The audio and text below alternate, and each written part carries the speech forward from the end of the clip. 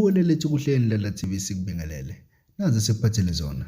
Kulokhu kuqhubeke njalo ukucukuluzana phakathi kwabashayeli bamatekisi kanye nabama-Uber. Lokhu kuze emveni kokuba kubonakale isehlo noma isigameko esingabanga sihle lapho khona abashayeli bamatekisi eMaponya Mall beshisa izimoto zama-Uber and Bolt.